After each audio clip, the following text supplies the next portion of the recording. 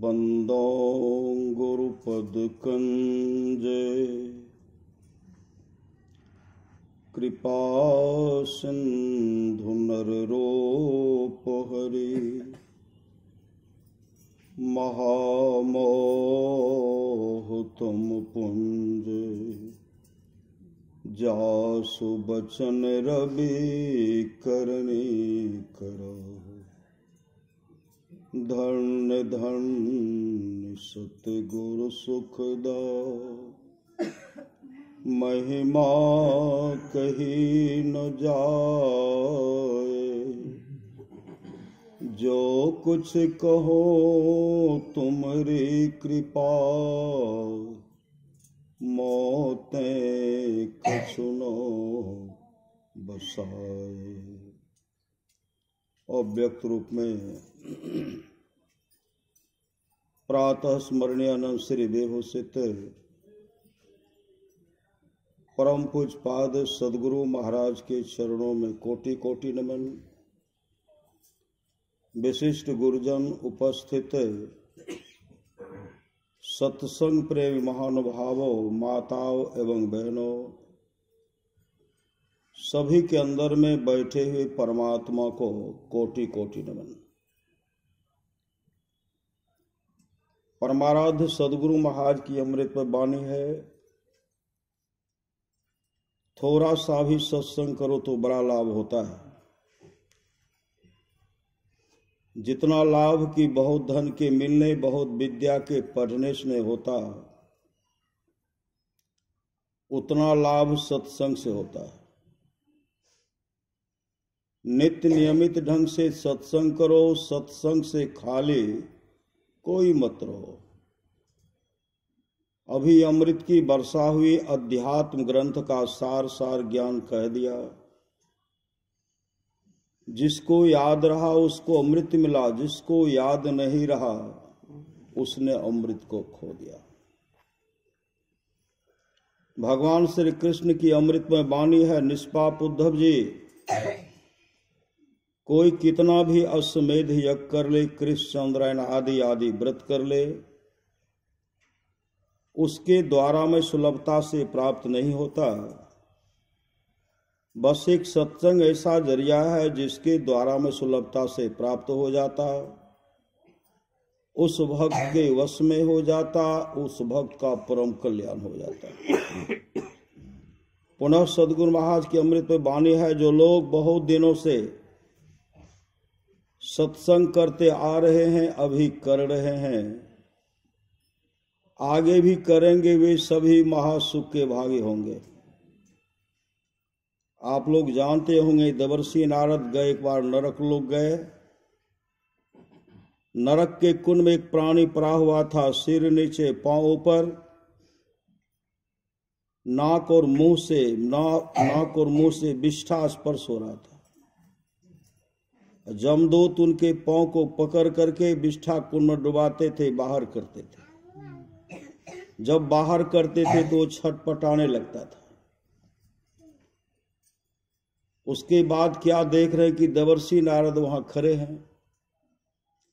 देवर्षि नारद को जब वो देखते हैं तो अपना मुंह टेढ़ने लगे। देवर्षि नारद कहते, भैया तुम तो नरक के कुंड में पड़े हुए हो, नाक और मुंह से विष्ठा स्पर्श हो रहा है, काफी दुर्गंध हो रही है, मूछ क्यों टेढ़ रहे हो? नरक के कुंड में पड़ा हुआ प्राणी कहते हैं, हे देवर्षि, आज मेरे घर पर सत्संग हो रहा है। देवर्षि नारद कहते, किस खुशी में? कहा, मेरा पोता मां के पेट में सत्संग हो रहा है। जन्म लेगा तब सत्संग होगा, बड़ा होगा तब सत्संग होगा।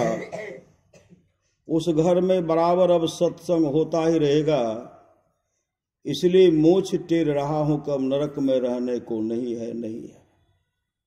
इस सत्संग का फल है। रामचरितमानस माया है, सुनि समझहि जन मुदित मन, मज्जहि अति अनुराग, लहहि चारि फल अछत, तनु साधु समाज प्रयाग। जो साधु समाज उपदेशों को आनंद मन से सुनकर समझते हैं, वे मानो प्रयाग में अधिक प्रेम के साथ स्नान करते हैं।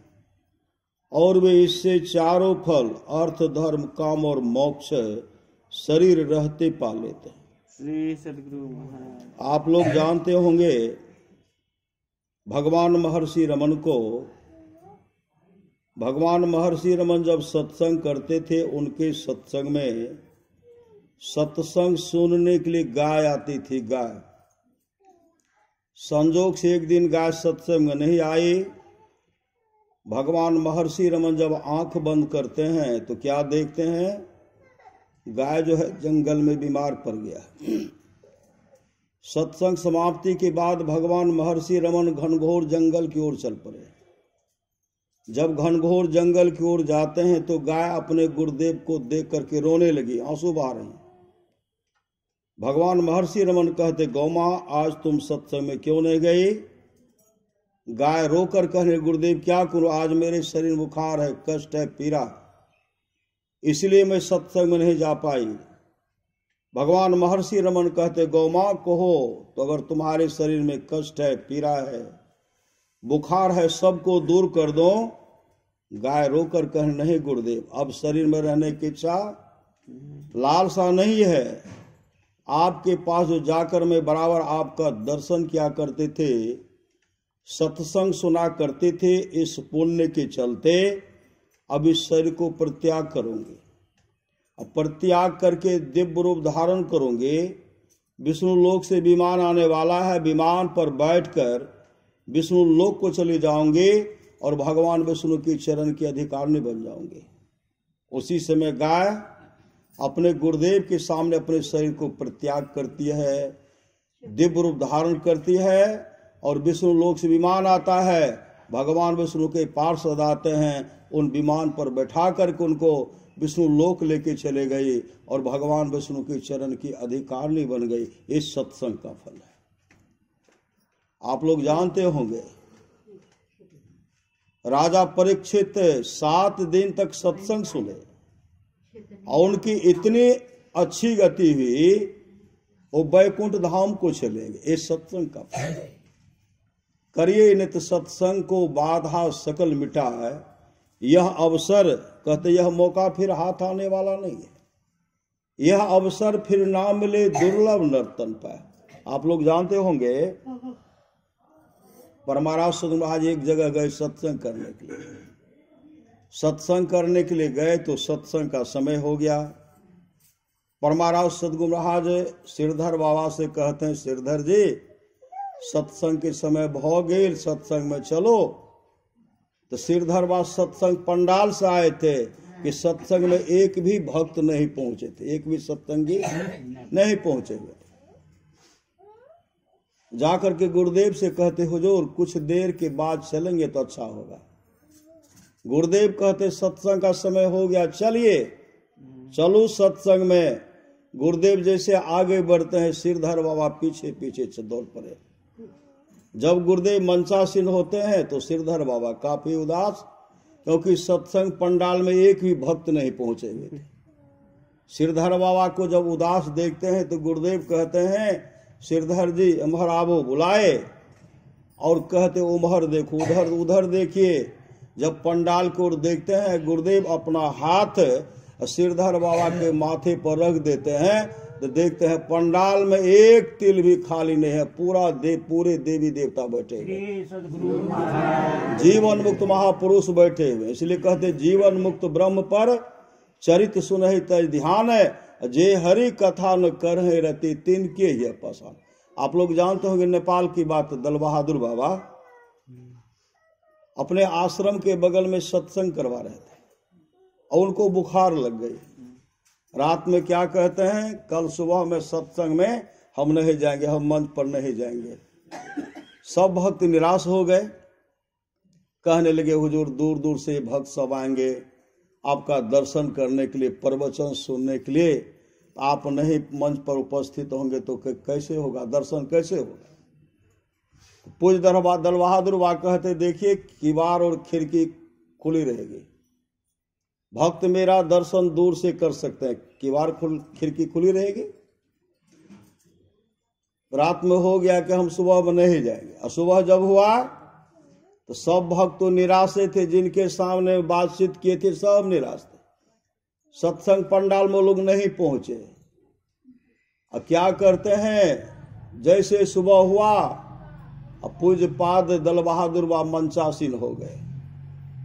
सब जब भक्त आते हैं तो इधर से देखते हैं कि बाबा तो पूज्य पाद बाबा तो बोले सुबह में सत्संग मंच पर हम नहीं जाएंगे, अभी आ गए हैं। बाबा भी झूठ बोलते हैं, श्री सदगुरु बाबा भी झूठ बोलते हैं। तो सब अपने अपने मन में सोच रहे थे। पूज्यपाद दल बहादुर बा कहते देखिए सत्संग में हमको इसलिए आना पड़ा कि पूरे पंडाल में देवी देवता बैठे हुए हैं, मतलब आप लोगों से पहले देवी देवता बैठे हुए, सत्संग का फल है। करिए नित सत्संग को बाधा सकल मिटाए, यह अवसर फिर ना मिले दुर्लभ नर्तन पाए। आप लोग जानते होंगे भगवान बुद्ध के समय की बात है।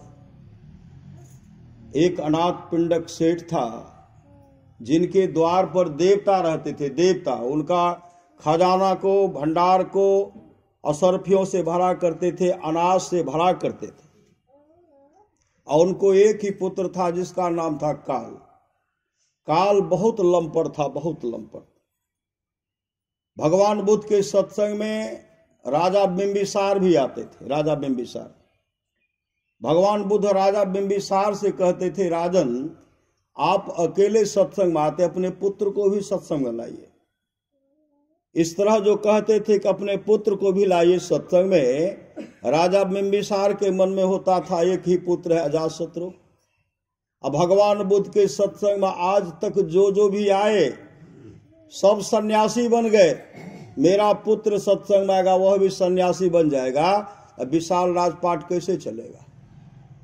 मेरा पुत्र सन्यासी नहीं बने, राजा बिंबिसार अपने पुत्र अजातशत्रु को कभी सत्संग माने के लिए नहीं किया। मिला क्या, अजातशत्रु जब बड़े हुए उनको अच्छा मित्र नहीं मिला। देवदत्त जैसे जो भगवान बुद्ध के विरोधी मिले, देवदत्त कहते देखते क्या हो, ये तो बुढ़े बहुत दिन तक जीवित रहेगा, धक्का मार करके सिंहासन पर से गिराओ और सिंहासन पर बैठ जाओ। वही किए अजातशत्रु, वही किए। अपने पिताजी को राजगीर के कारागार में बंद कर दिए, खाना दाना देना भोजन देना बंद कर दिए। पुराने मंत्री के कहने पर सिर्फ पानी दिया जाता था। और कुछ ही दिन